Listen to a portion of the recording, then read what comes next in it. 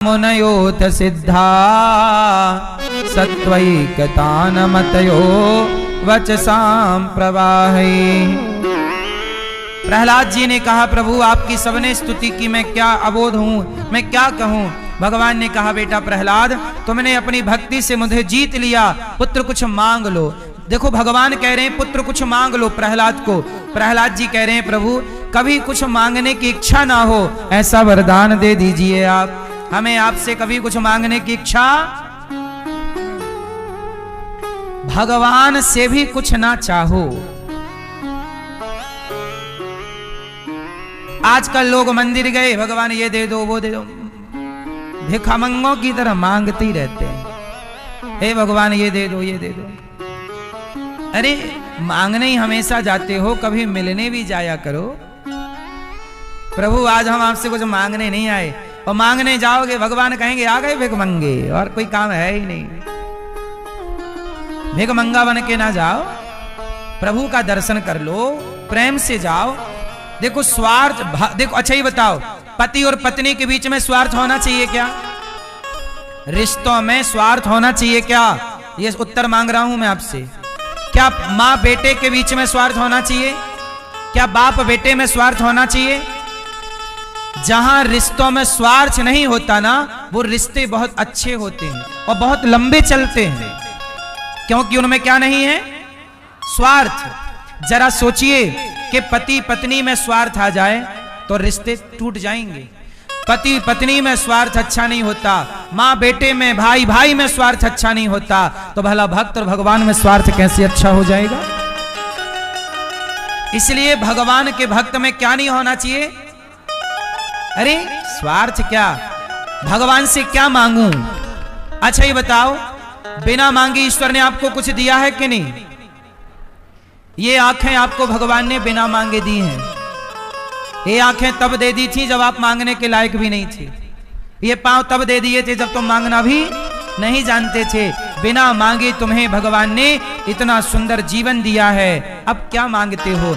मेहनत करके कमा खा लो ना, क्यों हर बात भगवान से, क्यों छोटी छोटी बातों के लिए भगवान, हे भगवान पैसा दे दो, हे भगवान ये दे दो। पैसा कमा लो ना, हाथ पांव दिया है, अब ये हाथ पांव दिए ही, लंगड़ा लूला तो बनाया नहीं। और लंगड़े लूले हो तो अलग विषय है, जब लंगड़े लूले नहीं हो तो कमाओ, भगवान पैसा दे दो। अरे तुम मेहनत तो करो, ईश्वर ने कमाने के लिए दे रखा है हुनर, ये ताकत, कमाओ अपना, लगाओ बुद्धि। हर चीज भगवान ही छोड़ी देंगे। कुछ चीजें, गैया ने आपको दूध दे दिया, बोलो हाँ जोर से, भाई गैया ने आपको दूध दिया, लेकिन दूध के बाद दही बनाना और दही से मक्खन निकालना, ये गैया निकाल के नहीं देगी, मक्खन आपको निकालना पड़ेगा। कुछ चीजें आप करना है। गैया ने दूध दे दिया, अब उसके आगे के पनीर बना लो, और जो जो भगवान जाने जो बना सकते हो बना लो, वो सब आप बना। दूध दे दिया तुम बनाओ, ऐसी भगवान ने ये जीवन दे दिया, आगे सफल तुम बना लो, इसको कर लो मेहनत।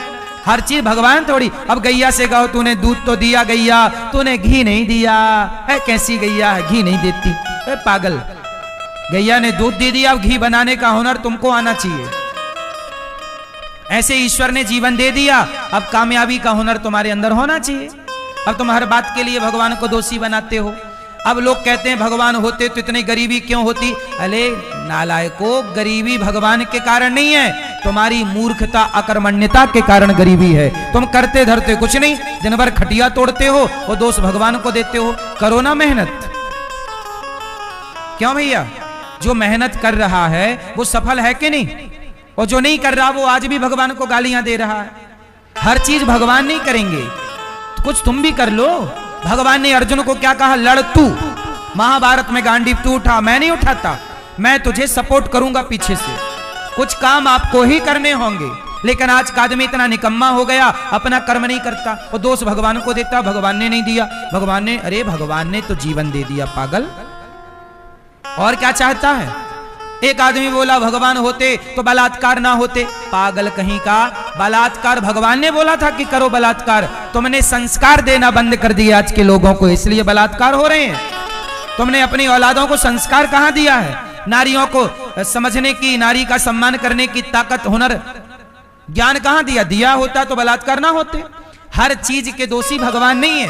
आजकल लोग उठाए और भगवान पे दोष डाल दिया, अरे भगवान के कारण, भगवान के कारण। अरे पागल, हर चीज भगवान के कारण नहीं है, कुछ तुम्हारी अपनी भी जिम्मेदारियां। भगवान ने तो थोड़ी कहा है कि अब देखो कोई अमीर है कोई गरीब है। भगवान ने कहा मैंने हाथ, अडानी अंबानी के पास भी 2 हाथ हैं और 2 पांव, और मेरे और आपके पास भी 2 हाथ 2 पांव। अडानी अंबानी तो नहीं रो रहा कि मैं गरीब हूं, आप लोग रो रहे हैं गरीब हूं। तुम्हारे भी 2 हाथ पांव हैं भैया, सफल हो जाओ। किसने रोका है? किसने हाथ तुम्हारे पकड़े हैं? किसने तुम्हें प्लानिंग बनाने से रोका है? भाई इसी बुद्धि इसी खोपड़ी से ना कोई सफल हो गया। अब तुम्हारे में गुण नहीं है तो तुम्हारा दोष है, भगवान का क्या दोष है? इसलिए भगवान दोषी नहीं है, भगवान सदा निर्दोष है। भगवान सदा, जोर से, भगवान सदा निर्दोष है। दोषी कौन? कई लोग कहते हैं महाराज जी हम बड़े बीमार हैं, भगवान ने हमें बीमार। अब तुम दिन भर खाओ और सो तो बीमार नहीं पड़ोगे? योग कब किया तुमने? योग करते ठीक ठाक से खाते बीमार नहीं पड़ते। अब मैया दिन भर खाती हो और सोती हो, भैया दिन भर खाते हो सोते हो और गुब्बारे की तरह फूल जाते हो और बाद में रोते हो हम बड़े बीमार। आ ई ऊ ए ओ आई औ अम ये चल रहा है दिन भर। ये भाई तुम्हारा दोष है कि नहीं? ना तुमने खाने पे कंट्रोल किया, कुछ भी खाए जा रहे हो। पिज्जा बर्गर भी खाने की चीजें हैं, ये तो भैंस नहीं खाती अपने भारत की पिज्जा बर्गर जो तुम खा रहे हो। ये तुम कुछ भी बासी रोटी खाए जा रहे हो। ये बासी रोटी तो है, पिज्जा में क्या रोटी रहे? तुम्हारी अम्मा बना के रखी थी उसकी रोटी। ये सब सड़ा हुआ मटेरियल है, खा रहे हैं लोग। और दोष भगवान, अरे भगवान ने हमें बड़ा दर्द दिया। काय का दर्द भगवान ने दिया? उल्टा सीधा तुम खा रहे हो। खाने पे कंट्रोल तुम्हारा नहीं है, कब खाना चाहिए कब नहीं खाना चाहिए ये ज्ञान तुम्हारे पास नहीं है। हमारे सनातन में पूरा ज्ञान है, तुमने प्राप्त नहीं किया, इसमें भगवान का क्या कसूर है? अब लोग कहते हैं अरे पानी में डूब कैसे गए? पानी में डूब भगवान ने क्यों नहीं बचाया? अरे पागल, पानी में डूब कैसे गए ये बताओ। गाय का बच्चा कभी पानी में नहीं डूबता क्योंकि उसको तैरना आता है? बोलो हाँ। अरे भाई ये बताओ आप लोगों ने तैरना क्यों नहीं सीखा? तैरना भी भगवान सिखाएंगे। मछली के बच्चे को तो सिखा दिया है क्योंकि वो नहीं कर सकती ना, तो उसके बच्चे को तो जन्म से तैरना ईश्वर ने सिखाया। गाय के बच्चा को भी गाय नहीं सिखा सकती तो भगवान ने सिखा के भेजा। पर तुम लोगों को तो तुम्हारे माँ बाप सिखा सकते थे तैरना, क्यों नहीं सीखा? स्विमिंग नहीं सीखे तो डूब के मर गए, तो दोषी कौन है? उत्तर दो जोर से, उत्तर दोषी कौन है? अब तुम कहो भगवान दोषी। हर बात का दोषी भगवान नहीं है। तुम अपने माथे कुछ लेते ही नहीं, तुम्हारी अपनी बुद्धि है नहीं, सारा दोष भगवान पे उमड़ देना है। अरे भाई भगवान सदा निर्दोष है। को ना काहू को सुख दुख कर दाता, निज कृत कर्म भोग सब भ्राता। भगवान किसी को दुख नहीं देते, भगवान किसी को पानी में डुबा कर नहीं मारते। तुमने तैरना क्यों नहीं सीखा ये बताओ? तुमने नहीं सीखा, इसमें तुम्हारा दोष नहीं है। तुम्हारे माँ बाप ने इतनी बड़ी बड़ी डिग्रियां दिलवाई तुमको, पर तैरना सिखाया नहीं, तो डूबो फिर। इतना पढ़े लिखे थे, इतना हो तो तैरना भी सीख लेते भाई साहब। तैरना सीख लो, आप सबसे मेरी प्रार्थना है। तैरना सबको आना चाहिए, स्विमिंग सबको आनी चाहिए। और डूब जाओ तो भगवान को दोष मत देना। कुछ चीजें आपकी जिम्मेदारियां, अपना भी तो कर्तव्य पूरा करो। किस किस को मेरी बात समझ में आई? मैं क्या समझाना चाहता हूं, समझ गए? हर चीज के दोषी भगवान, हम भी दोषी हैं, हम ही दोषी हैं। अपने अपने कर्मों का हम ही भोगते हैं। और मिथ्या, तुलसीदास जी ने कहा काल ही कर्म ही ईश्वर ही मिथ्या दोष लगाएं। काल ही मतलब काल को, कर्म ही कर्म को, ईश्वर ही ईश्वर को मिथ्या दोष लगाएं। ये मिथ्या ही ईश्वर को आप दोष लगाते रहते हो। ये बात सही है कि जो होनी है वो होगी, लेकिन फिर भी आपको अपना कर्म करना चाहिए। जीत हार ईश्वर के हाथ में है। भगवान बोले कौन जीतेगा कौन हारेगा अर्जुन ये मैं तय करूंगा, पर महाभारत लड़ना तेरे हाथ में है। तू लड़ तो सही, अब जीतोगा के हारेगा वो मैं तू लड़, तू कर्म कर अपना काम, आगे फिर ईश्वर देखेंगे। इसलिए आपको मेहनत करनी चाहिए और केवल अपने लक्ष्य की ओर बढ़ना चाहिए, है ना। व्यर्थ की बातें लोग भड़काते रहते हैं भगवान को लेकर। भगवान निर्दोष है, ईश्वर में कोई दोष नहीं है। हर व्यक्ति अपने गुनाह का, अपने कर्म का फल पाता है, और जब उससे नहीं उलझता सुलझता तो वो अपना माथा भगवान के पास बोलते, प्रभु ये आपने किया। अच्छा हो जाए तो कहता है मैं खुद किया हूं, खुद श्रेय ले लेता है। वो बुरा हो जाए तो भगवान के माथे मढ़ देता है, भगवान ने किया। सही है गलत है? प्रहलाद जी पर भगवान ने कृपा की। एक बार हाथी का पांव मगर ने पकड़ लिया, हाथी का उद्धार करने। हमारे प्रभु तो इतने दयालु हैं, इंसानों की, मनुष्यों की छोड़ दो। अरे एक हाथी ने प्रभु को पुकारा कि प्रभु मैं तो हाथी हूं, मेरा पांव से मगर ने पकड़ लिया, आप मेरी रक्षा कीजिए। भगवान ने कहा कोई बात नहीं, तू भले हाथी है पर तूने मुझे पुकारा। प्रकट हो गए भगवान, हाथी की रक्षा की, हरि अवतार लिया। ग्राह को निकाला सुदर्शन से, ग्राह का सिर काटा। हाथी ने कहा ओम नमो भगवते तस्मै यद एतच्चिदात्मिकं पुरुषायादि बीजाय परेशाया धीमहि। फिर भगवान ने हाथी पर कृपा की और समुद्र मंथन हुआ एक बार। तो भगवान ने देवता और दैत्यों का एक समूह बनाया, मंदराचल पर्वत को लाए, उसकी मछानी बनाई और रस्सी बनाई, एक सांप की, वासुकी नाग के, सर्प की। और जब समुद्र मंथन हुआ तो पहले वह विष निकला। क्या निकला? जहर। किसने पिया? जब भी आप कोई काम करोगे तो सबसे पहले असफलता का जहर ही निकलेगा। इसलिए असफलता आ जाए तो घबराइएगा मत, क्योंकि आज जहर निकला है। समुद्र मंथन करते रहिए तो आखिरी में क्या निकलेगा? हाँ, आज मैं असफल हुआ हूं, काम करता रहूं तो कल सफलता भी जरूर मिलेगी। आजकल लोग डर जाते हैं कि मैं असफल हो गया, अब नहीं होगा। नहीं नहीं नहीं, असफलता के बाद सफलता भी है। हिम्मत ना हारो और राम ना बिसारो, प्रभु का स्मरण करके कार्य करते रहिए, बार बार प्रयास कीजिए, सफलता जरूर मिलेगी। हमारी सनातन संस्कृति, ये कथाएं केवल सुनने की नहीं है, जीवन में उतारने का एक पवित्र मैसेज है। कि समुद्र मंथन में फिर कामधेनु गाय निकली, उच्चैश्रवा नाम का घोड़ा निकला, कौस्तुभ मणि निकली, इत्यादि चीजें निकली। लक्ष्मी जी प्रकट हुई और भगवान नारायण का वर्ण करती हैं। तो भगवान नारायण से लक्ष्मी जी का विवाह हुआ, उस तिथि को दीपावली कहते हैं।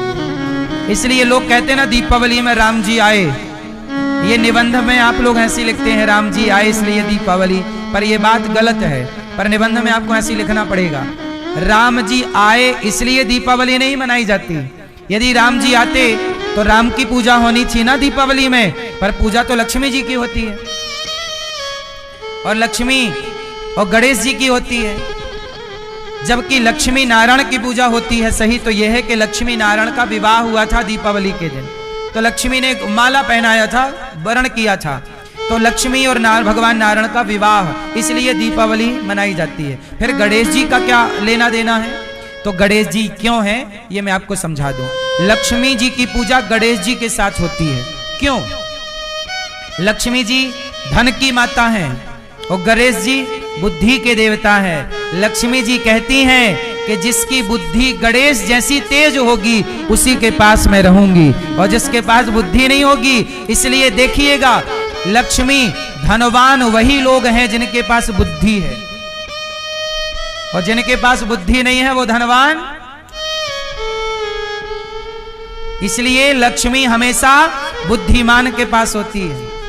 लक्ष्मी जी किसके साथ हैं? गणेश जी को। गणेश जी बुद्धि के देवता हैं, बोलो हाँ। इसलिए लक्ष्मी चाहते हो तो बुद्धिमान बनो, वो बुद्धिमान नहीं हो तो लक्ष्मी नहीं। मूर्खों के पास लक्ष्मी जी नहीं रहती,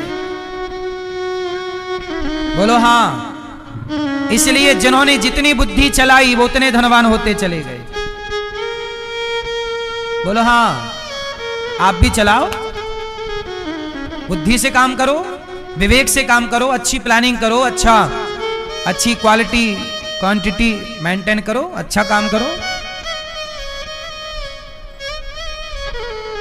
जब तक आप बुद्धि नहीं चलाओगे लक्ष्मी जी नहीं रहेंगे। तो भगवान ने, अच्छा लक्ष्मी कैसे आती हैं? लक्ष्मी आने के लिए हमें धन का सदुपयोग। अब जो दारू पीने लग जाएगा, मांस खाने लग जाएगा, क्या लक्ष्मी जी वहां रहेंगी? अरे तूने मेरा उपयोग क्या किया, दारू में लगा दिया, मांस में।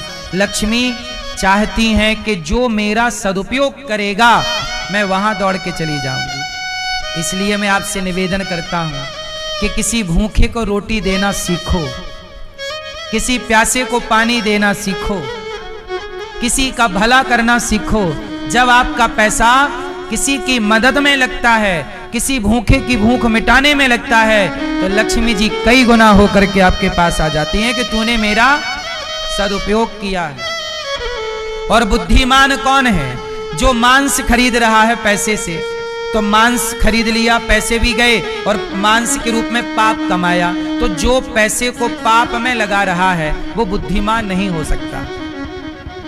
जो पैसे को पुण्य में लगा रहा है, क्योंकि जब मैं मर जाऊंगा, आप मर जाएंगे, तो आपका पुण्य आपका साथी बनेगा। इसलिए पैसा किसी का साथी नहीं है, पुण्य सबका साथी है। तो पैसे से पाप भी कमा सकते हो और पैसे से पुण्य भी कमा सकते हो। अब ये आपकी बुद्धि पर निर्भर करता है कि आपको पैसे से पाप कमाना है या पैसे से पुण्य क्या कमाना चाहिए बताओ जोर से। हाँ मेरी माँ, इसलिए कहता हूं पुण्य कमाओ। गौरी गोपाल गौशाला में हमारे पास 400 गाय हैं और गाय को ना यहाँ खारा पानी है। आप लोग पानी से नहाते हैं ना वृंदावन में, कैसा पानी है? खारा। वृंदावन का पानी बहुत खारा है। तो गाय खारा पानी आप कुछ ना दोगे तो वो खारा ही पी जाएगी, लेकिन हम लोग गाय को खारा पानी नहीं पिलाते। वृंदावन के बाहर से हम लोग मीठा पानी लाते हैं। ये देखो टैंकरों में भर भर के हम लोग गाय के लिए मीठा पानी लाते हैं। एक टैंकर हमें 400 रुपए का पड़ता है। ऐसे कभी 5 कभी 7 टैंकर, गर्मी है तो गैया ज्यादा पानी पीती है, 5-7 टैंकर पानी रोज लगता है। आपसे मेरी प्रार्थना है कि आप गौ माता को टैंकर, 1 टैंकर 2 टैंकर पानी का जलदान करिएगा। यदि आप इस सेवा से अपने आप को जोड़ेंगे तो बताओ आपका धन घटेगा कि धन बढ़ेगा? हाँ, जब धन को धर्म से जोड़ा जाए, आपका पानी गौ माता, ये देखो गाय, जब पानी आता है तो गैया से दौड़ करके पानी आ गया, उनको भी पता है टैंकर से पानी आता है। जब पानी आता है दौड़ जाती है और पानी पीने के लिए गौ माता दौड़कर अपना अपना स्थान ग्रहण करके और पानी पीती है। जब चारा आता है तो चारे के लिए गैया हुंकार भरती है। तो आप कल का पानी गौ माता को, कल का चारा, हरा चारा आप भी गौ माता को दे सकते हैं। चारे की सेवा, जल की सेवा। ये चारा हम लोग एक एक बड़े ट्रॉली में लाते हैं, एक एक ट्रक, एक एक ट्रॉली चारा, और चारे को काटते हैं इस तरह से, भूसा मिलाकर फिर गाय को परोसते हैं। तो ये गाय की सेवा है। इसलिए कहता हूं अपने पैसे को सेवा से जोड़ो तो दुआएं कमाओगे, यही पुण्य है। वरना गायों की सेवा आप नहीं करोगे, कसाई पकड़ के ले जाएगा, काट डालेगा। आप भी सेवा नहीं करोगे तो कौन करेगा? इसलिए 1 ट्रॉली चारा इस पुरुषोत्तम माह में 1 टैंकर पानी का, 2 टैंकर पानी का साथ दीजिएगा, जलदान कीजिए गाय को। हर रोज हम पानी बुलवाते हैं, चारा का, भूसा का साथ दीजिए। और गौरी गोपाल आश्रम में यहाँ फुटपाथ पे, वृंदावन में आपने देखा होगा फुटपाथ पे संत लोग रहते हैं। ये सभी संत गौरी गोपाल में आकर के भोजन करते हैं, लेकर के जाते हैं, अपना प्रसाद पाते हैं। आप भी संतों को भोजन दे सकते हैं इस पुरुषोत्तम माह में कि कल की सेवा आप करेंगे। कल संतों को, ये देखो हजारों संत लाइन में लगे हैं, ये 12 महीने हमेशा की सेवा है। पुरुषोत्तम माह चल रहा है, आप भी ये संतों की सेवा से अपने आप को जोड़िएगा जरूर। ये सब फुटपाथ पर रहने वाले, दिन भर भगवान का नाम जपने वाले संत हैं। आप भी इन संतों को थोड़ा थोड़ा अन्नदान कीजिए। कल का भोजन आपकी ओर से बांटा जाए, कल का प्रसाद आपकी ओर से बांटा जाए, कितना बड़ा पुनीत कार्य, पुण्य का कार्य आपसे होगा। तो आपसे मेरी प्रार्थना है कि अन्नदान से अपने धन को जोड़िएगा, यही पुण्य है। पैसे से पुण्य कमाओ या पाप? तो पाप क्यों कमाना है? अब ये बताओ, ये पुण्य है कि पाप है? तो आप भी अपनी बेटी के, बेटे के जन्मदिन पर, शादी की सालगिरह पर आप भी अपने माता पिता की पुण्यतिथि पर संतों को भोजन कराइए। यहाँ पर हमेशा संतों की सेवा है, अखंड रसोई चल रही है, यहाँ 24 घंटे भोजन मिलता है, कोई भी आओ सबको भोजन मिलता है। ये देखो रसोई है, हमेशा भोजन बंटता है, दाल चावल सब्जी रोटी खीर पूड़ी जो बन जाए। आप भी कल का भोजन अपनी ओर से बंटवा सकते हैं अपने माता पिता के नाम से। तो ये पुण्य का कार्य है और प्रेम से भगवान के भक्तों की देखो मानव जीवन मिला है, सेवा कर लो। एक टाइम बाद तो सेवा करने योग्य हम रहे ना। ये देखो लाइन लगी है, ये दिन रात भोजन चलता है, भक्तों की भीड़ बनी रहती है। 25 से 30 हजार लोग पर डे भोजन करते हैं यहाँ पर। आप में से कितने लोगों ने प्रसादी पाई गौरी गोपाल जी की रसोई में? पाए ना? सबको कोई पैसा लगा? सबको निःशुल्क भोजन, ये सेवा है। आप भी कल की सेवा कर सकते हैं इस पावन से माह में। यहाँ ब्राह्मणों का भोजन चलता है, अखंड भोजन, ब्राह्मणों की सेवा, संतों की, दीन दुखी भक्तों की, यहाँ पर सबकी सेवा। ये देखो ब्राह्मणों का भोजन, कल का भोजन ब्राह्मणों को आप अपनी ओर से लगभग 100 से अधिक ब्राह्मण नित्य यहाँ भोजन कर रहे हैं। आप भी ब्राह्मणों को अपनी ओर से भोजन करा सकते हैं अपने माता पिता की पुण्यतिथि पर, पुरुषोत्तम माह में। यहाँ पर हमारी 315 वृद्ध माताएं रहती हैं। माताओं को भी आप अन्नदान कर सकते हैं कि कल का भोजन माओं को आप बंटवाएंगे। गौरी गोपाल आश्रम में वृद्ध माओं का दर्शन किस किसने किया? अब देखो ये हमारी माँ, आज मैं माँ का दर्शन करने गया, ये देखो हमारी माँ है, अति वृद्ध है, इनका बेटा इनकी बेटी कोई आने को तैयार नहीं। अब ये अति वृद्ध हो गई हैं माँ, बिस्तर पर ही रहती हैं, अब चलना फिरना कम हो गया है। आपसे मेरी प्रार्थना है कि इन माओं के अपनों ने साथ छोड़ दिया है, बेटा नहीं आता, बेटी नहीं आती, माँ की मृत्यु का समय आ जाए तो भी नहीं आते। आप भी यदि इन माओं का सहारा नहीं बनेंगे तो इन माओं का सहारा कौन बनेगा? इसलिए आप इन माओं का सहारा बनिए, जिनके पास अब आपके सिवा, आपके सहारे के सिवा, भगवान के सिवा कोई नहीं है। कल का भोजन माओं को आप करा सकते हैं, कल का नाश्ता माओं को आप करा सकते हैं। आप चाहें तो कल का नाश्ता आपकी तरफ से बांटा जाए, माताओं को भोजन आपकी तरफ से। रात्रि का 1-1 गिलास दूध का आप सहयोग कर सकते हो, माओं को दवाइयों का सहयोग, कोई भी एक सेवा। यहाँ वृद्ध माताएं ही नहीं, यहाँ वृद्ध पिता भी रहते हैं। वो पिता जिनको उनकी अपनी बेटी, उनके अपने बेटों ने घर से निकाल दिया, ऐसे एक बूढ़े पिता भी गौरी गोपाल आश्रम में रहते हैं। वो पिता जिनको अपनों ने घर से बाहर का रास्ता, उस उम्र में देखो ये अपने से चल नहीं पा रहे हैं, अपने से खा नहीं पा रहे हैं, ऐसे बाप को बच्चों ने घर से निकाल दिया, क्योंकि बाप के पास कुछ नहीं है देने को। दौलत होती तो बेटे ना निकालते। ऐसे बूढ़े बाप को घर से निकालकर बच्चों ने और गौरी गोपाल में छोड़कर चले गए। हमसे तो जो बनता है आपसे भिक्षा मांग मांग कर इनकी सेवा करते हैं। आप भी यदि देने के योग्य हैं तो थोड़ा थोड़ा अन्नदान जरूर कीजिएगा। गौरी गोपाल गुरुकुल में 150 बच्चे पढ़ते हैं, बच्चों की सेवा में सहयोग कीजिए। और अभी गौरी गोपाल विद्यालय, गौरी गोपाल स्कूल कक्षा 1 से लेके 12वीं तक एक विद्यालय हम बनाने जा रहे हैं, जहां कक्षा 1 से लेके 12वीं तक वहां बच्चे पढ़ेंगे। 5 से 7 हजार बच्चे पढ़ेंगे और सबको निःशुल्क शिक्षा दी जाएगी। मैं चाहता हूं शिक्षा सबको निःशुल्क होनी चाहिए, और केवल शिक्षा नहीं, भारत को बदलना है तो शिक्षा में संस्कार जोड़ दीजिए, भारत बदल जाएगा। बच्चों के संस्कार बदलने हैं तो शिक्षा में संस्कार को जोड़ना पड़ेगा। अकेली शिक्षा, अच्छा आप बताइए, केवल शिक्षा से काम हो जाएगा कि संस्कारों की जरूरत है? कौन देगा? कौन स्कूल दे रहा है संस्कार? कोई स्कूल देने को तैयार नहीं। इसलिए ये दास अनिरुद्ध को खड़ा होना पड़ा कि हम शिक्षा भी और संस्कार दोनों दिखाएंगे दुनिया को कि देख लो संस्कार भी दिए जा सकते हैं। पर तुमने केवल शिक्षा दी और शिक्षा देने के नाम पर बच्चों को चरित्रहीन बना दिया, बच्चों को सिगरेट पीना सिखा दिया। बच्चे, लड़के लड़कियां सिगरेट पीने लग गई, कुछ शराब पीने लग गए। अरे पढ़ने गए हो बेटा कि ये गलत काम करने गए हो? संस्कार जरूरी है। क्या सिगरेट पीने वाले कोई पढ़ा लिखा माना जाएगा? क्या शराब पीने वाले कोई पढ़ा लिखा माना जाएगा? क्या मैं सिगरेट नहीं पीता, शराब नहीं पीता, तो क्या आप मुझे समझदार नहीं मानेंगे?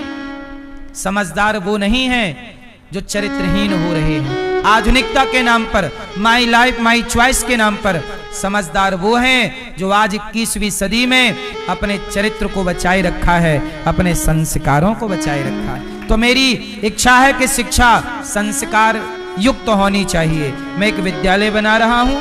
अब इस विद्यालय के निर्माण में आप भी सहयोगी जरूर बनिएगा। एक ट्रॉली रेत, गिट्टी, सीमेंट, सरिया, कोई भी चीज आप दे सकते हैं। बच्चों के क्लासरूम बनवाकर भी आप भेंट कर सकते हैं। और गौरी गोपाल आश्रम में हमारी जो वृद्ध माएँ हैं, वृद्ध पिता हैं, अखंड संतों की भोजन की सेवा, रसोई की सेवा, अपने आप को जरूर जोड़िएगा। कुछ भक्तों ने कल मेरे पास एक माँ आई, कहा कि बेटा मैं बहुत गरीब हूं, पुरुषोत्तम माह चल रहा है, मैं थोड़ा सा संतों को भोजन कराना चाहती हूं, क्या मेरी ओर से संतों का भोजन हो जाएगा? मैंने कहा मैया क्यों नहीं हो जाएगा? बोला महाराज जी मेरे पास पैसे बहुत कम हैं। मैंने कहा कोई बात नहीं, कम ज्यादा से क्या हो। मैया ने कहा कि मेरे पास सिर्फ 50 रुपए हैं। मैंने कहा लाओ 50 रुपए। मैंने 50 रुपए का नमक बुलवाया और नमक सब्जी दाल में डलवा दिया। देखो मैया सब संतों तक तुम्हारा प्रसाद पहुंच गया। सहयोग बड़ा या छोटा नहीं होता, सहयोग की जो भावना है बस वही बड़ी है। आपकी सामर्थ्य जो है उस हिसाब से आप 1 रुपए देने के योग्य हैं तो 1 दीजिएगा। 1 दिन का संतों को भोजन करा सकते हो तो कर। आप सहयोग करते हैं तो ये सेवाएं चलती हैं। जरा आप ये सोचिए कि यदि आप भी सहयोग नहीं करेंगे तो भला इन सेवाओं को कौन, इन माओं को रोटी कौन देगा? बच्चों ने तो घर से निकाल दिया। और आप भी सहयोगी नहीं बनेंगे तो भला माओं का सहारा कौन बनेगा? सोचिएगा जरूर। आप भी जरूर देने योग्य हैं तो जरूर सहयोग कीजिए और सेवाओं से अपने आप को जोड़िए। भले गाय को पानी ही दे सको तो 1 टैंकर पानी ही देना। कुछ भक्तों ने सहयोग किया है।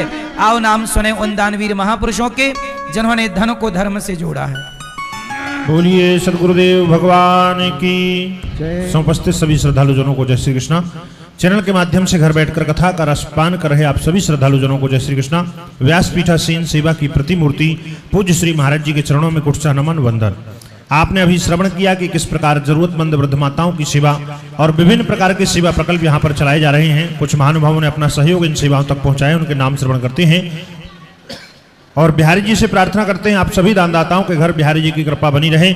आप भी दर्शक जो चैनल के माध्यम से जुड़ रहे हैं, संस्था के अकाउंट नंबर टीवी स्क्रीन पर दिख रहे हैं, आप भी अपना सहयोग समर्पित करते हुए मोबाइल नंबर में संपर्क कर आप भी अपना नाम दर्ज अवश्य कराएं। श्री सेवंती नायडू जी, आप रायपुर छत्तीसगढ़ से आश्रम में चल रही सभी सेवाओं के लिए 1,01,01 रुपए की सेवा राशि समर्पित कर रहे हैं, बहुत बहुत धन्यवाद। मनोज कुमार जी भीलवाड़ा राजस्थान से विशेष सहयोग समर्पित कर रहे हैं। सेवंती नायडू जी, कल्पना ठाकुर रायपुर छत्तीसगढ़ से अनुक्षेत्र रसोई सेवा के लिए 30,000 रुपए की भी सेवा राशि समर्पित कर रहे हैं। राजरानी करनाल हरियाणा से अनुक्षेत्र के लिए 21,000 रुपए, गौ सेवा के लिए 25,000 रुपए, वृद्ध माताओं की सेवा के लिए 5100 रुपए की सेवा राशि समर्पित कर रहे हैं, बहुत बहुत धन्यवाद।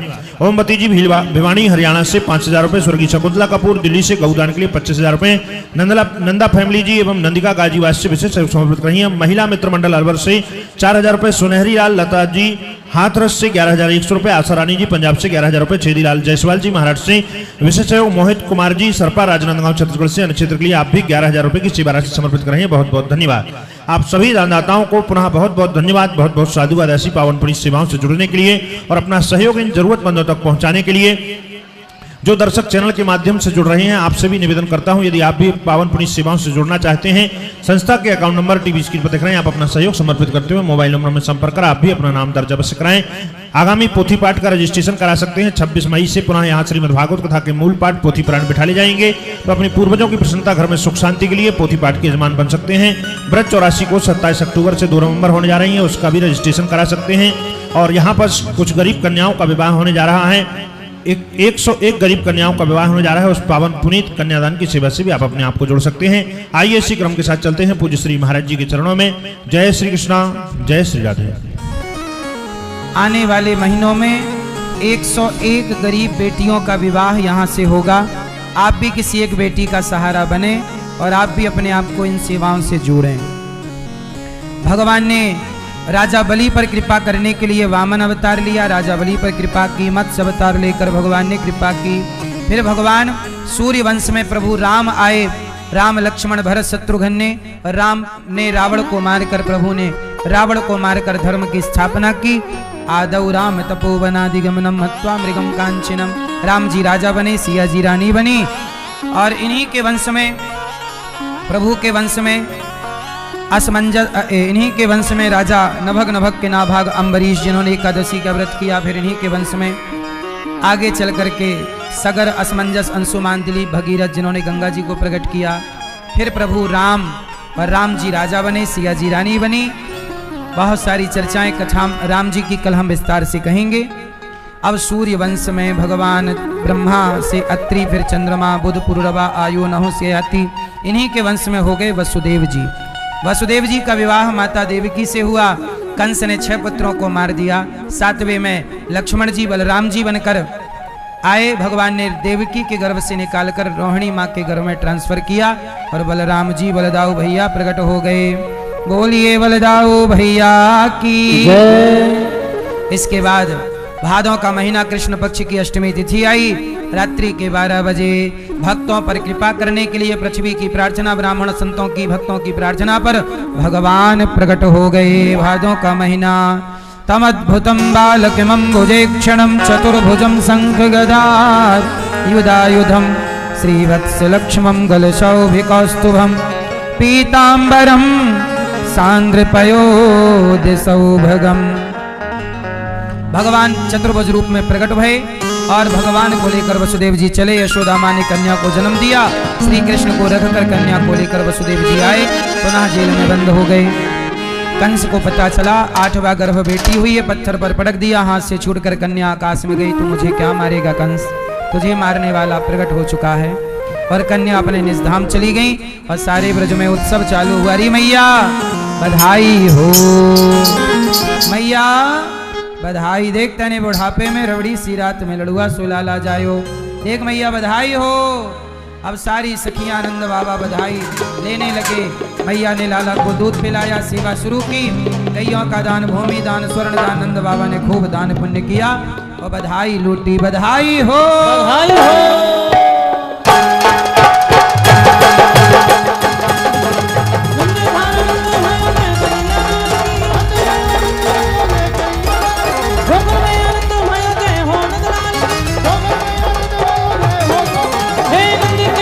भयो जय कन्हैया लाल की।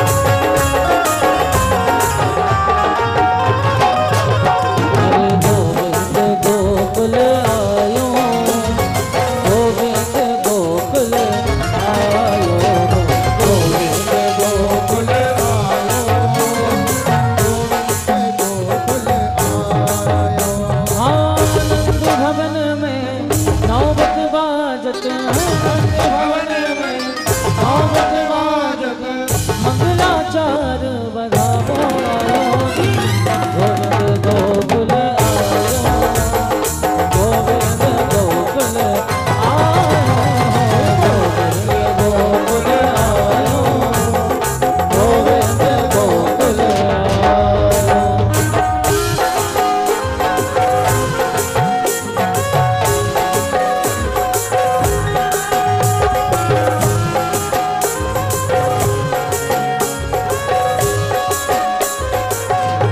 बाजे बाजे बधाई आ बाजे बाजे बधाई आ नंद बाबा के द्वार नंद बाबा हो बाजे बाजे बधाई आ बाजे बाजे बधाई आ नंद बाबा के द्वार नंद बाबा हो नंद बाबा के द्वार।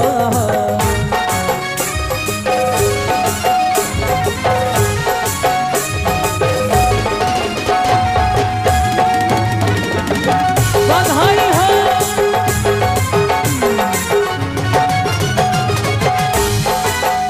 हरे लालन को मुखड़ा है चांद सा सलोना लालन को मुखड़ा है चांद सा सलोना हरे नंद को लाल शान मुझको खिलौना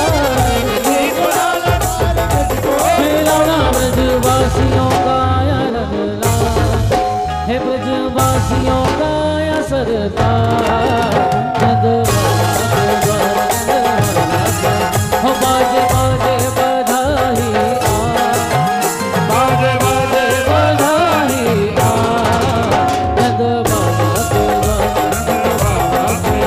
नंद बाबा के द्वार।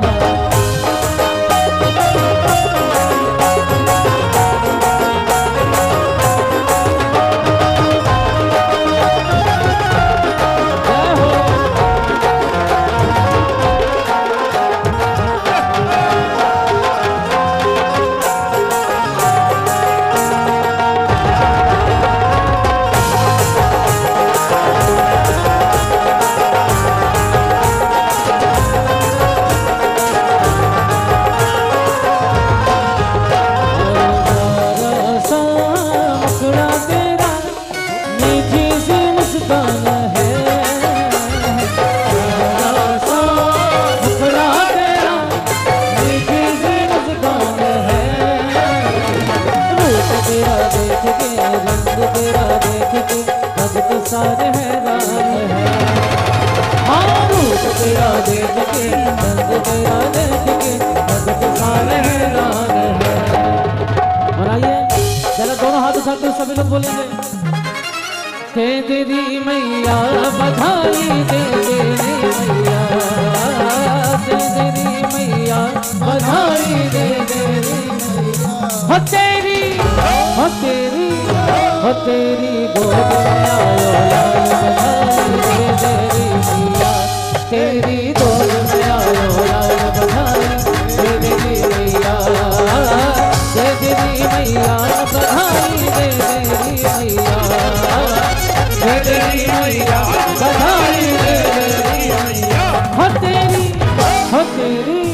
हो तेरी गोद में आयो लाल बधाई दे तेरी मैया तेरी गोद में आयो लाल बधाई दे तेरी मैया।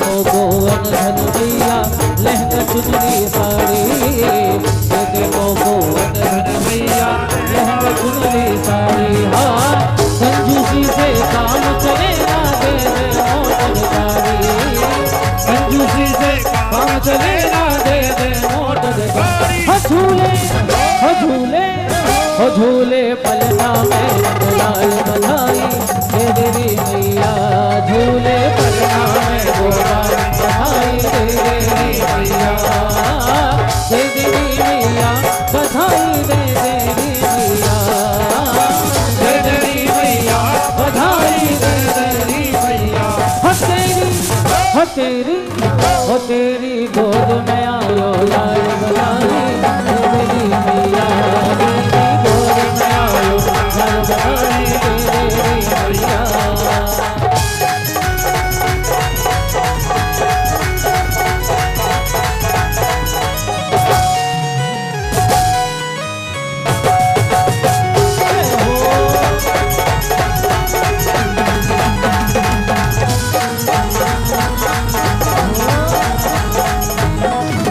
प्रगट कृष्ण भगवान जेल दरमियान मुरलिया वारे खुल गए जेल के ताले। हाँ प्रगट कृष्ण भगवान जेल दरमियान मुरलिया वारे खुल गए जेल के ताले।